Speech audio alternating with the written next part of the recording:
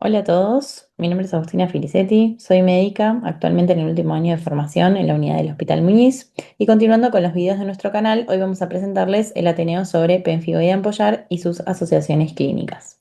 Antes de comenzar, no se olviden de suscribirse a nuestro canal para los próximos videos. Bueno, comencemos. Entonces, para empezar, vamos a describir brevemente el caso clínico que motivó a la realización de este Ateneo. Se trata de una paciente internada en nuestra sala del hospital de 65 años con antecedentes de esclerosis múltiple sin tratamiento, que fue derivada a nuestro centro por un cuadro de 3 semanas de evolución con sospecha de dermatosis ampollar autoinmune. A su ingreso a nuestra sala, la paciente presentaba en tronco múltiples placas eritematodematosas sobre las que asentaban ampollas tensas de contenido seroso, algunas de ellas dispuestas en la periferia de las placas dando imágenes en rosetas. Dichas lesiones alternaban con erosiones de fondo rojizo, algunas cubiertas por costras hemátricas y otras acompañadas de grandes colgajos epidérmicos. Lesiones de similares características, pero de mayor tamaño, se repetían también en miembros inferiores. En palmas de ambas manos, dichas ampollas presentaban contenido hemático. En cavidad oral, además la paciente presentaba en mucosa labial inferior dos erosiones cubiertas por fibrina. Frente a ello, nos ubicamos dentro de lo que son las dermatosis ampollares autoinmunes de la unión dermoepidérmica, por la presencia de ampollas tensas que asientan sobre placas eritematodematosas. Por lo tanto, nos planteamos como diagnósticos diferenciales, en primer lugar, dermatosis por IgA lineal versus pemfigoide ampollar, la primera por la presencia de ampollas tensas dispuestas en roseta y la segunda por la frecuencia de la dermatosis y la edad de la paciente. Cabe destacar que si bien las rosetas no están descritas como características de esta entidad, nosotros las tuvimos en varios pacientes con diagnóstico de pemfigoide. Como diagnósticos clínicos más alejados están también las otras dermatosis de la unión dermoepidérmica. A fin de realizar el diagnóstico, solicitamos en primer lugar una biopsia de piel para inmunofluorescencia directa con técnica de salt split que mostró depósitos lineales de IgG y C3 en zona de membrana basal costado epidérmico. Además, se realizó una biopsia de piel para estudio histopatológico, donde se observó un despegamiento ampollar subepidérmico asociado a un denso infiltrado inflamatorio constituido más que nada por eosinófilos. Se realizaron también serologías por técnica de ELISA para enfermedades ampollares positivas para anticuerpos anti-BP180, arribando de esta forma al diagnóstico de pemfigoide ampollar en paciente con esclerosis múltiple, lo que motivó a la búsqueda acerca de las asociaciones clínicas en pacientes con pemfigoide ampollar. Entonces, el Ateneo va a estar compuesto, en primer lugar, por un repaso breve de la fisiopatología del pemfigoide ampollar, para luego pasar a la localización y funciones del BP180 en el sistema nervioso central y cómo esto se traduce en la asociación entre el pemfigoide y las patologías neurológicas. Luego pasaremos a la relación entre el pemfigoide ampollar y neoplasias, otras asociaciones clínicas menos frecuentes y finalizaremos con las conclusiones.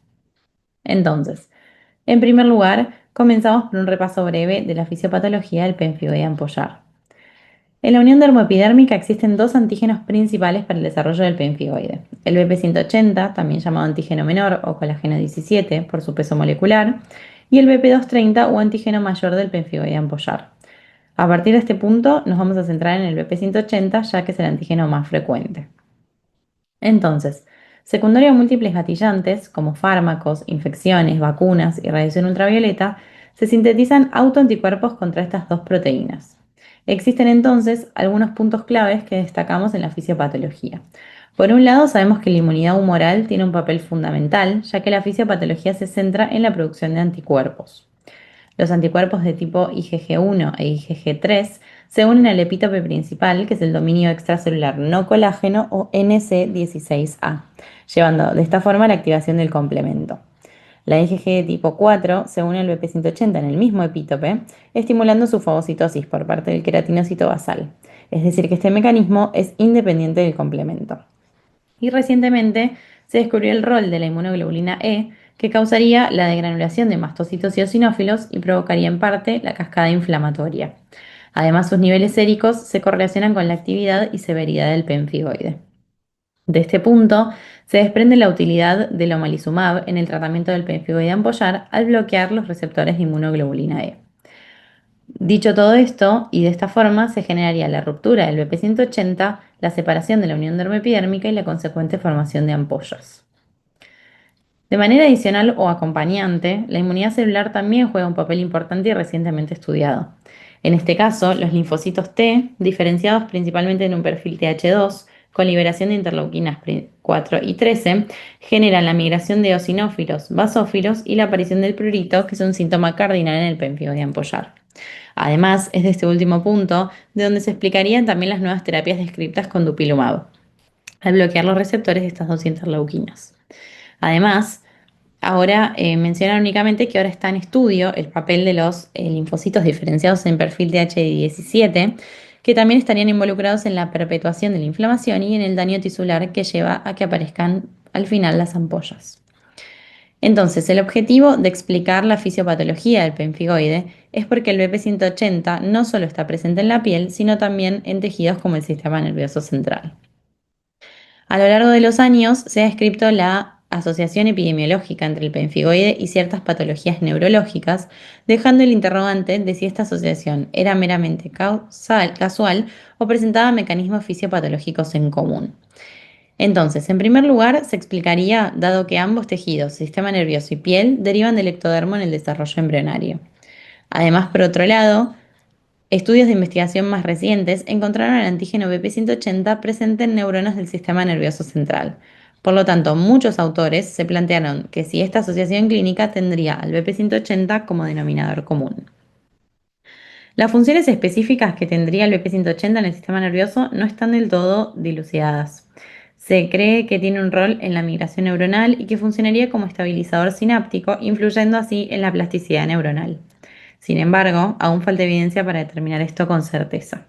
Lo que sí se sabe es que el BP180 se expresa ampliamente en el sistema nervioso central, pero el nivel de expresión varía considerablemente entre una región anatómica y otra.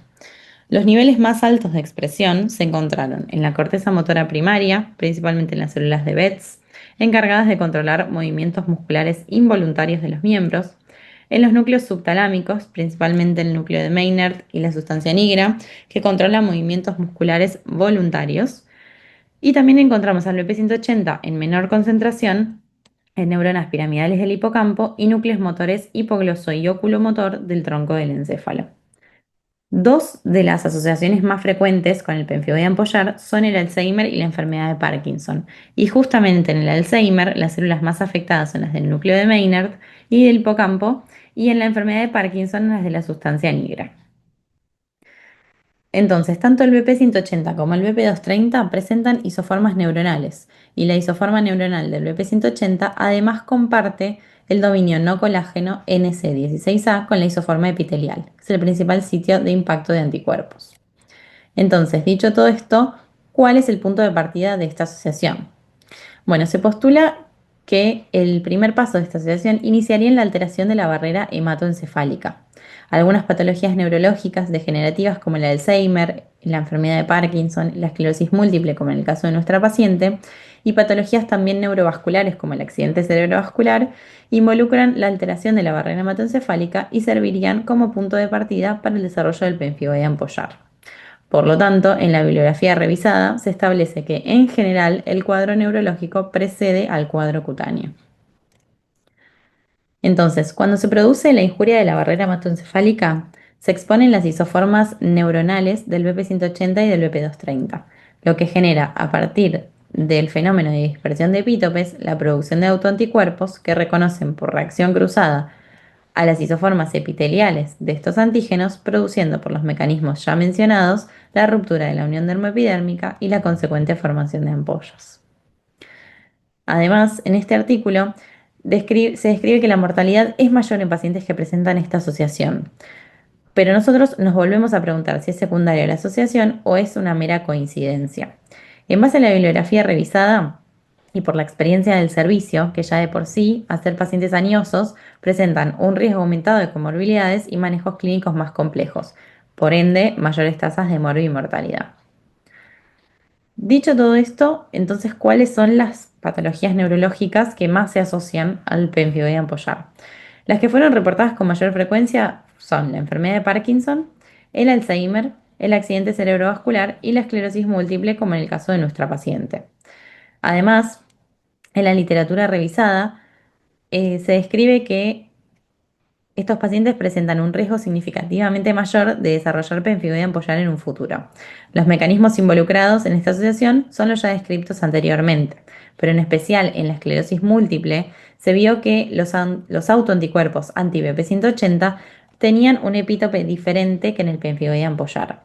En este caso, los mismos reconocen el dominio intracelular del BP180. En el caso de la esclerosis múltiple, estos anticuerpos jugarían un papel en la neuroinflamación, llevando a la ruptura de la barrera hematoencefálica, que por fenómenos de reacción cruzada generarían luego el pemfigoidan pollar.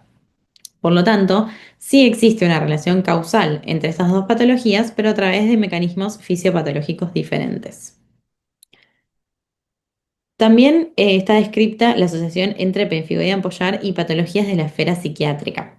De hecho, a modo de ejemplo, este es un paciente que estuvo internado en nuestra sala en diferentes oportunidades y que traía como antecedente el diagnóstico de esquizofrenia asociado a un pemfigoidan pollar de difícil manejo. Bueno, el manejo fue muy complejo, con requerimiento de infusión de gamma globulinas y de medicación biológica, y ahora está estable de su patología psiquiátrica y también de su patología dermatológica. Las patologías más frecuentes reportadas fueron la esquizofrenia, trastornos de la personalidad de tipo borderline y el consumo problemático de sustancias. Los mecanismos por los cuales se produce esta asociación también están relacionados con la neuroinflamación que expone antígenos. De todo esto se desprende y queremos destacar la importancia de tratar ambas patologías porque al seguir con la neuroinflamación de forma constante se siguen exponiendo antígenos y por lo tanto se siguen produciendo autoanticuerpos. Bien, a continuación seguimos con la relación entre el pemfigoidan pollar y las neoplasias. Son muchos los artículos que establecieron esta relación en los últimos años, pero persiste el interrogante de si son causa, consecuencia o una mera coincidencia. Si bien algunos artículos si bien algunos artículos establecen la relación fisiopatológica entre el desarrollo de neoplasias y el pemfigoidan pollar, en la bibliografía revisada se destaca que siempre fue y será un punto de controversia, ya que los resultados de los estudios epidemiológicos arrojaban resultados opuestos. Dentro de los artículos que sí establecen esta relación, muestran que casi el 70% de las neoplasias fueron oncohematológicas, aunque no descartan la asociación con neoplasias de órgano sólido, por ejemplo, adenocarcinomas de mama, pulmón y páncreas. Y se resalta además que, ya que el pemfigoidan pollar suele darse en pacientes de mayores de 60 años, no debemos olvidar las neoplasias más frecuentes según la edad. Entonces, se postulan diferentes teorías fisiopatológicas para el desarrollo de esta asociación. La teoría principal, y la que la mayoría de los autores adhieren, se basa en que la producción de anticuerpos dirigidos a las células neoplásicas del tumor reaccionarían con antígenos de la membrana basal, como es así el PBP180, a través de mecanismos de reacción cruzada se producen autoanticuerpos contra estos componentes. La segunda teoría sugiere que las células tumorales podrían secretar una sustancia similar a hormonas que dañaría la membrana basal con la consecuente exposición de antígenos y la producción de autoanticuerpos, a través de la cual se producirían en última instancia las ampollas. Y una tercera teoría se basa en que un agente externo, por ejemplo un virus, promueva por un lado la proliferación del tumor y por otro lado genere daño en la membrana basal, exposición de antígenos y formación de ampollas. Sin embargo, si bien estas son las hipótesis postuladas, ninguna de estas teorías está hasta el momento confirmada, dejando persistir la duda de si es una cuestión meramente de la edad, que ya de por sí aumenta el riesgo de neoplasias y otras comorbilidades asociadas. Entonces, la pregunta principal y la que nosotros nos hacemos es si hay que realizar screening de neoplasias a estos pacientes o no. En los artículos revisados no existe un consenso respecto a la necesidad de hacer screening o no. Hay quienes mencionan que no es necesario, pero en este artículo, citado al pie de la diapositiva, eh, y que igualmente desde hace unos años el artículo, los autores sugerían sí realizar screening. Sin embargo, de ahí a la fecha, la verdad es que no encontramos un consenso unificado sobre este tema. Lo que se plantea es que quienes se beneficiarían de este screening serían pacientes con historia oncológica previa, edades de inicio tempranas, que si bien no aclara en este ni en los otros artículos cuál es concretamente la edad, podría entenderse como una forma de presentación atípica. En los últimos años, por ejemplo, nosotros tuvimos 3 pacientes en el servicio con diagnóstico de pemfigoidan pollar alrededor de los 40 años, en quienes se descartó la presencia de neoplasias.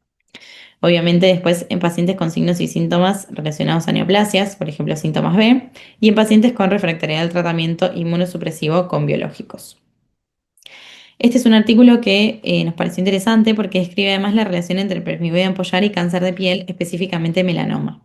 Explica que si bien la asociación no está del todo establecida, podría haber un vínculo causal entre estas dos entidades. Esto se daría a través de diferentes mecanismos, entre los cuales incluye la mutación de antígenos leucocitarios. A modo de ejemplo, hace unos años en nuestra sala de internación hubo un paciente internado con diagnóstico de pemphiguida ampollar, quien luego de hacer un examen físico completo también evidenciamos la presencia de esta lesión pigmentada que terminó siendo un melanoma en la planta del pie. Pasando entonces a otras asociaciones clínicas menos frecuentes del pemphiguida ampollar, en primer lugar se encuentra la psoriasis. Se describe una asociación bidireccional entre ambas entidades, es decir, que los pacientes con psoriasis tienen 50% más probabilidades de desarrollar pemphiguida ampollar y los pacientes con pemfigoide tienen el doble de probabilidades de desarrollar psoriasis. Se observó también que estos pacientes tienden a ser más jóvenes al inicio del pemfigoide y presentan un fenotipo erosivo más leve con niveles más bajos de autoanticuerpos anti-BP180. Como teorías, digamos, se ha propuesto que el fenómeno de dispersión de epítopes podría ser un mecanismo subyacente en esta asociación, donde el daño de la piel secundario a un proceso inflamatorio primario como la psoriasis o inclusive sus tratamientos como la fototerapia, expone antígenos que desencadenan la enfermedad autoinmune secundaria como el pemphiguida ampollar. Por esto es que en general la aparición de la psoriasis precede al desarrollo de pemfigoide. Por otro lado, también está descrita la asociación entre el pemfigoide ampollar y líquen plano. Para explicar la misma, primero debemos diferenciar entre lo que es el líquen plano ampollar y el líquen plano pemfigoide. Ambas son dermatosis poco frecuentes, caracterizadas por la presencia de lesiones de líquen plano que coexisten con lesiones ampollares. Sin embargo, existen algunos puntos clave que ayudan a llegar al diagnóstico. En el primer caso se describe como una variante del líquen plano, donde se observan ampollas sobre lesiones de líquen. Las mismas se producen como fenómeno secundario a la dermatitis de interfase, más específicamente a la degeneración hidrópica basal, y los autoanticuerpos y la inmunofluorescencia directa serán negativos. Por otro lado, en el líquen plano, pemfigoide, se observan ampollas sobre lesiones de líquen plano y sobre las placas eritematodematosas clásicas del pemfigoide ampollar. Y se produce como secundario a la síntesis de autoanticuerpos y por lo tanto estos y la inmunofluorescencia directa serán ambos positivos. Se podría decir entonces que ambas entidades se relacionan también a través de un fenómeno de dispersión de epítopes, por la exposición antigénica secundaria al daño de la membrana basal por la dermatitis de interfase. Continuando entonces con las asociaciones, las patologías hematológicas también están descritas como infrecuentes, para lo que se necesita mayor investigación a fin de establecer una relación causal. Las asociaciones más frecuentes documentadas son la hemofilia A adquirida, trombocitopenias autoinmunes, síndromes hiperosinofílicos y neoplasias oncohematológicas. Y se resalta la importancia de sospecharlas frente a manifestaciones clínicas atípicas, como la presencia de hematomas acompañando las ampollas. Igualmente, en los pacientes añosos también es difícil la distinción entre un hematoma, por ejemplo, y la fragilidad capilar propia de la edad. Por último, en este artículo se describen múltiples patologías relacionadas al pemfigoide, como por ejemplo la enfermedad renal crónica, la diabetes de tipo 2 y la enfermedad inflamatoria intestinal, pero concluye que la relación entre estos no está del todo clara. En principio se cree que la relación estaría dada por un estado de inflamación crónica sistémica que llevaría en última instancia al desarrollo de pemfigoide ampollar. Pero es necesario recopilar más evidencia para establecer si esta relación y asegurarse de que no se trata de una cuestión de la edad. Entonces, por último, pasando a las conclusiones del Ateneo, queremos destacar que se ha demostrado la asociación significativa entre el pemfigoide ampollar y patologías neurológicas y psiquiátricas por diferentes mecanismos fisiopatológicos. Recordar que si bien no existe un consenso sobre el tema, algunos autores sí establecen la relación entre el pemfigoide ampollar y neoplasias. Destacar también que el pemfigoide ampollar es más frecuente en pacientes mayores de 60 años, edad a partir de la cual también aumenta el riesgo de neoplasias y otras comorbilidades. Es por esto que los pacientes deben realizar los controles clínicos según la edad, a fin de descartar dichas comorbilidades. Como conclusión final, me gustaría destacar que si bien el pemfigoide ampollar presenta mejor respuesta al tratamiento con esteroides que otras dermatosis ampollares autoinmunes, por la edad en la que se presenta y junto con las comorbilidades y asociaciones clínicas que estos pacientes pueden presentar, el manejo clínico se vuelve mucho más complejo y por lo tanto las tasas de morbi y mortalidad también aumentan. Bueno, muchas gracias por su atención. Los esperamos en el próximo video.